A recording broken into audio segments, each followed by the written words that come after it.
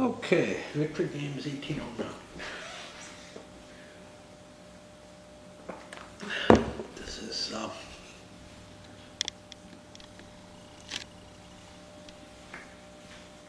one of the Zucker operational designs.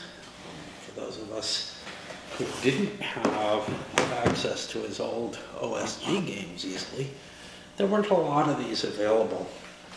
Avalon Hill put out a handful of them. A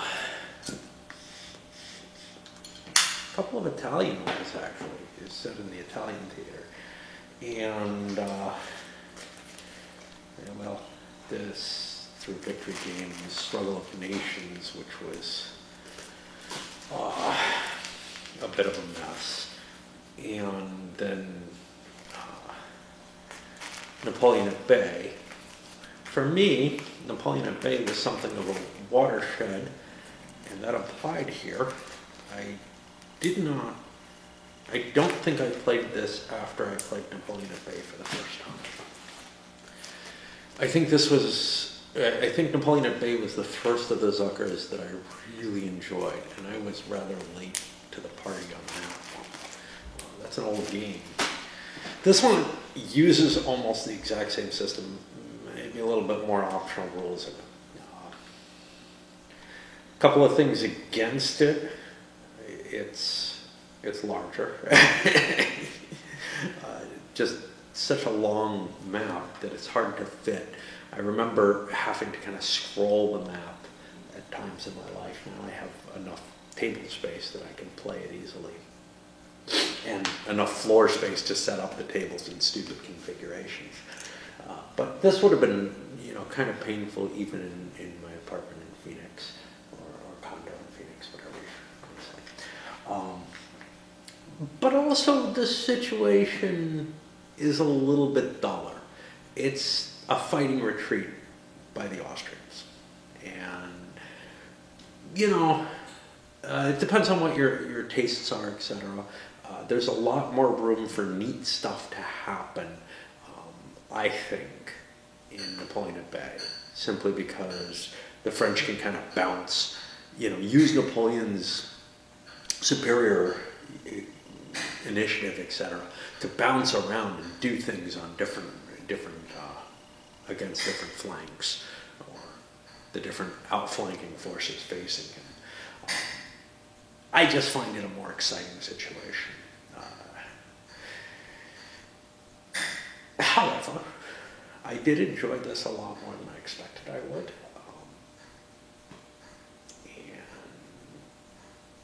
And I'm not sure. It's again the pared down system when you're playing with the more modern, and then Struggle of Nations, which is weird, tiny hexes. Although that one really excited me more than this originally, so I may be able to really like that if my plexi makes it, my broken plexi, because it's a hard map and it's broken into several pieces due to Avalon Hill's terrible construction quality. Let's talk about, I guess, some of the core system ideas a little bit, and I guess kind of how I reflect on. Well, let's talk about the components. What the heck? All right, the counter's serviceable. Nothing more can really be said about them. Victory Games, I don't feel like counters were their strong point ever. They work, but they're glossy, and I think they may have been side mounted, maybe not. Doesn't look like it. The Army display sheets, while these work fine in some of the games, with this long board, it's a pain in the ass to play solo.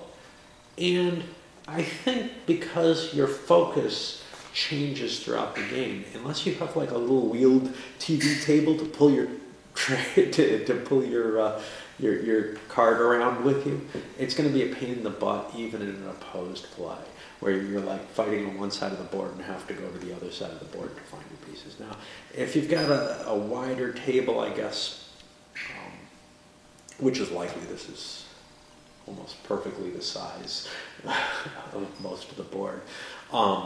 I guess you could be sitting across from each other and slide the chart downward as you're getting into the area, as you move down the board, as it were. Because it really is a march on Vienna from far, far away. The map, functional, has sort of a modern feel to it, but in terms of like, I'm used to seeing this kind of graphics honestly, in World War III type games more than anything else. But SPI, from which Avalon Hill's kind of some of the graphic design ideas came from, was using it in World War II games and some other designs late in their period. Yeah, it's just, for me, it sticks. It's like Fifth Corps type maps and NATO and stuff like that. It looks kind of like this. Okay.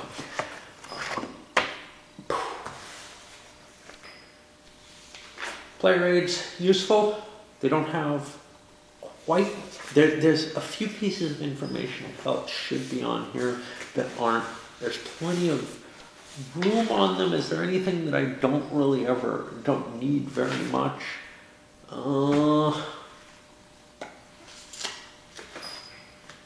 Yeah, I guess not. I might have been able to get a little bit more space on the inset here for some of the scenarios, but not for the Austrians. So anything like that would have to be a shared resource, which would be kind of annoying. The base. Okay, let's talk about the core. So to me, the core of these Zucker designs is the relationship between the administrative points and the attrition table and some of the other effects that come from that system, like the resistance table, the pursuit table. These all sort of interact in an interesting sort of way. The one, and as I said while I was playing, this is the kind of game that I would have wanted to have designed. Like, this is the kind of thing that my thinking goes towards, is this sort of try to represent the logistics and the command and the supply all in this sort of very real sort of way, but with a certain kind of cleverness to it that, is honestly beyond me. But this was such a clever idea that Zucker's kind of made this a major part of his career as a designer, is just doing operational treatments of various campaigns during the Napoleonic era.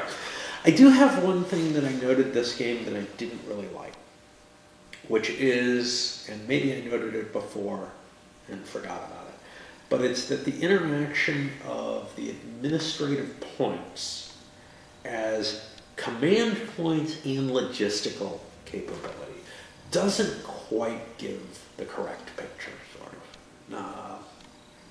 It's very clever, and when I first started thinking about it, way back when, I was like, oh, what a cool idea, this is brilliant, and it is, but the problem is it doesn't really hang together and make sense quite the way I would like it to. Which is to say, the more administrative points you spend, the more effort you spend, making commands, etc., the worse your logistics ends up. Whereas if generals are allowed to operate on their own and roll for initiative more, well, you'll start stocking up administrative points and your logistics gets better, which kind of seems like bullshit. I mean, honestly. But it does put you with this really interesting game choice of, do I hoard my points so that I take less attrition losses? Can I afford that? Or do I push my soldiers onward? Because that's really what's happening in a way. It feels like you're spending, you're giving commands. But in a lot of sense, really, it's just, I'm pushing harder. So if you look at it more in that light than in the yeah, I'm really focusing on making sure these leaders do exactly what I want them to by, you know, and maybe you can say, well, all those staff officers you're using to make sure your orders are getting through aren't, you know, ordering the supplies as well as they would. But I think that's pretty damn tenuous. Overall, the rest of the system is fairly simple. You have a simple odds chart. You have this concept of players get to choose to up the ante on the battle by picking a pitched battle and making it go further rounds. The kind of neat thing about that is they're going to be, you know, it's quite often the case that, well, I'll reverse that because it's actually the opposite. So what I guess I should be saying is that it's very much a matter of if you just attacked, you often want to pick a pitched battle because there's a disadvantage to attack, more than slight, especially if there's terrain involved.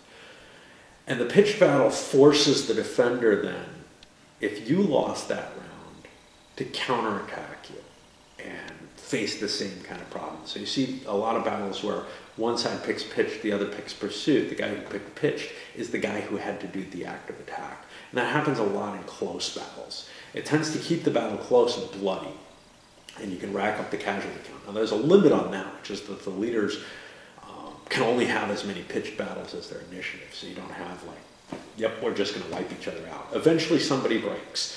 And when they break, that's because they picked a pursuit chip.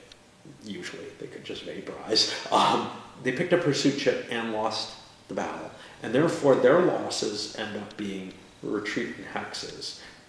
And they could end up taking, you know, up to the number of casualties that they retreated in hexes. In a few cases, and this would be almost impossible to have in the game because the way casualties are distributed, you might have a group of French Guard and or cavalry that can actually exceed the retreat length of the loser and just wipe them out. That's not something you see very often in the game. I guess you could create a cav force, but it's going to take casualties in the combat as cav. Do you want to do that with a guards force? No, because there are other advantages to guards, like they're immune to attrition. They'll just, you know, eat the dead bodies that they see or whatever, because they're psycho that way. And that's kind of where the main flow of the game is you're trying to figure out how to best spend your administrative points to get your maneuvers where you want your forces. Because this isn't a Civil War type game, because it's Napoleonic, maneuver's important, but attacking isn't necessarily a terrible thing. So there are times when you'll just, you know, smash into the enemy. And it's really kind of more of a matter in this particular game, at least the way I play it, you're not trying to outmaneuver the enemy and destroy his position, except when it's on a river line. Then you're playing around in that way a lot, but you have bridging capacity and everything. But instead what you're doing is you're pursuing the Austrians as the French, or you're running away from the French as the Austrians for most of the game. I, of course, suck at anything that involves making a decision of whether to spend something that I can hoard. So my decision making is often goes to the hoard administrative points because they're a good thing. And that probably makes my play worse than it could be if you've seen it. You have multi-layers of command. Like whoever's your commanding officer can have pieces on his track that hold strength points. And also he can have subordinate commanders who have pieces on their track that hold strength points. It only goes down that far. You can only have one layer of subordinate commanders. But that allows you to devise larger forces, and those can be multi-hex forces. And you kind of define the force as you need it for different things. The moving supply sources in this one give it a little bit more interesting flavor than, say, the Napoleon at Bay. And most of these, I like the, being able to move the French supply source to Passau. The whole situation with that is kind of interesting. It allows them to push on this large, long map that otherwise they would have real troubles with. And likewise, there's special rules for Budweis, which put certain interesting challenges on the Austrian player as to when they're willing to give that up. If it happens too late, if it happens at a time when the French are likely to close in on Vienna, it can cause serious problems. Victory itself is determined in this one, and in Napoleon at Bay, and maybe in a lot of these. I'm trying to remember, I think the newer one had a similar thing, by a morale track. You win battles, you get points. You take certain locations, and there aren't a lot of them on the map, you get points. You kill high enough ranking generals, you get points. And the goal is to end up with more points than the other guy, and you can win an automatic victory by pushing the points over the board. So that's actually pretty cool.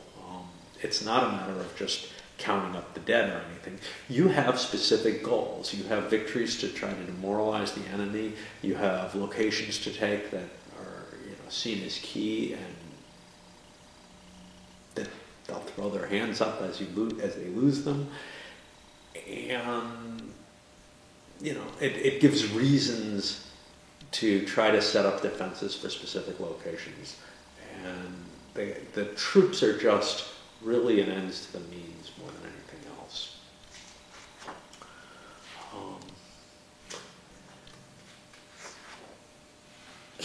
There's a lot of mental mechanics going on in this game, and that can be a real hurdle. So not only you have to count up the forces that are involved in a stack, and the way to do that involves looking up the leaders, their subordinate leaders, and counting up all the stuff on their tracks. You have to do a lot of counting of hexes as to how far the supply source is from units, and kind of worry about that a great deal. You have to keep track of losses during a battle, because that determines whether or not a battle is critical, whether it's worth victory points.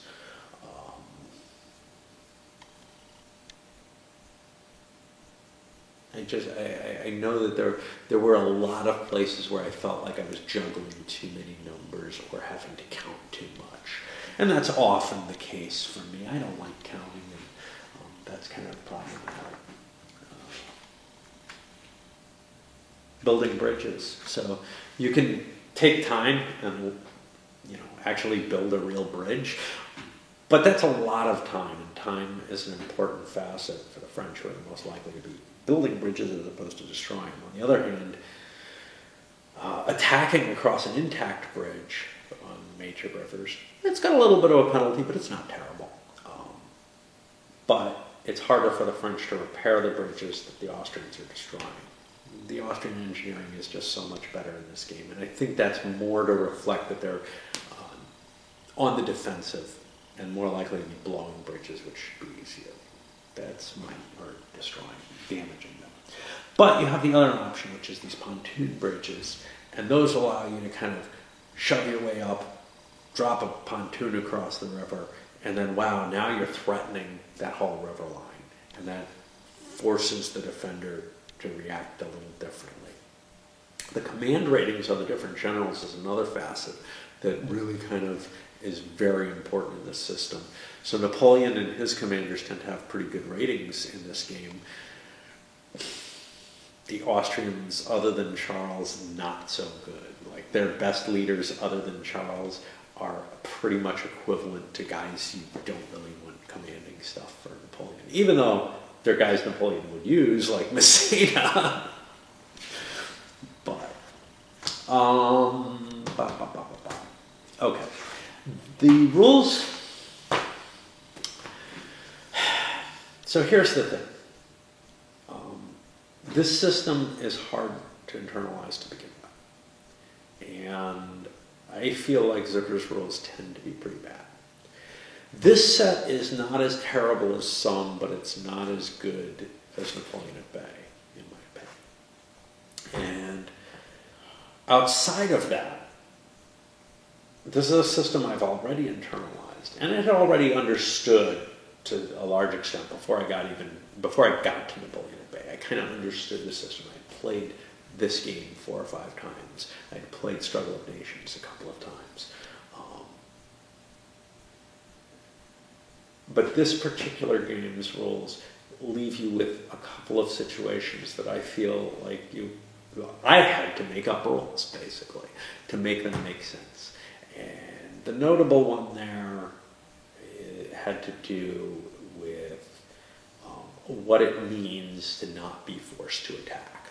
So these rules definitely don't nail that down at all well. And there are other factors that I think they probably went a little too loose on. It's not a huge set of rules. It's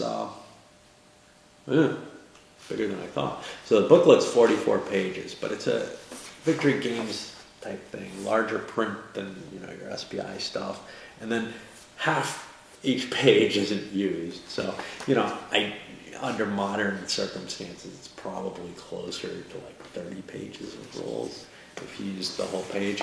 I really like the format of the Victory Games rules in terms of having a fair amount of white space and a nice column on the side. It's not as good as the Gamers that do something kind of similar with a third of the page instead of half, I think, maybe even less than that, maybe a quarter as the margin, where they put examples sometimes, but mainly it's just this nice white space that really helps you remember where things are, and it lets the mind kind of rest a little bit as you're reading. I saw some design studies on this kind of stuff. It's very interesting actually, because I always favored that. Anyway, what can I say about this? If you like the Zucker designs already, well, this may not be your best choice. Maybe there's a more modern one that you'd prefer. I kind of like this one for its simplicity. If there is a more modern version, you probably have a lot more optional rules, at least, that you'll be tempted to use if you're me. Although I feel very proud of myself for just saying, screw it, I'm not going to use any of the optional rules. Some of the optional rules, the ones about spreading your force, and it was just sort of this whole bundle of a single rule that allows you to spread your force out, improve your attrition situation. But if you consolidated your force, you start taking these fatigue losses, which are like this additional thing. And they added cadre levels and stuff like that. And I just looked at it and I'm like, okay, I'd take the extended formation and not extended formation and just, I have less strength if I'm attacked and I can forage better.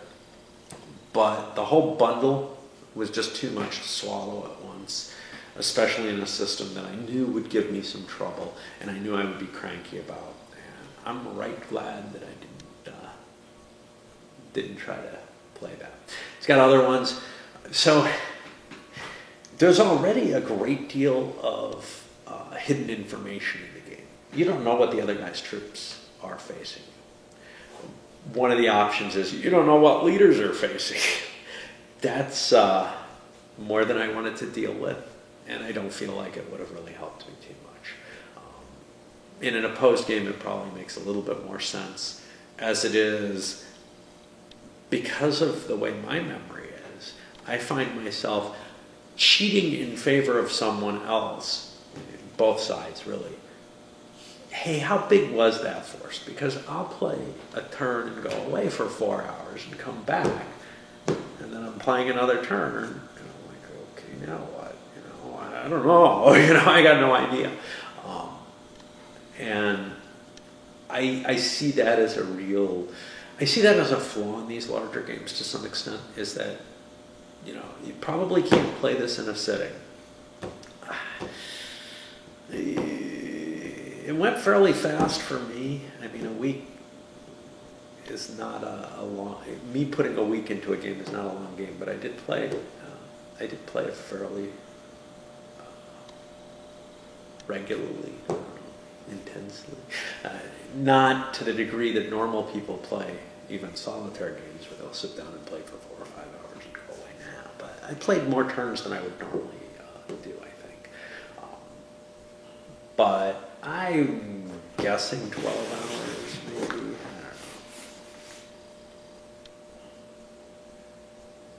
They say 20 or more for the campaign.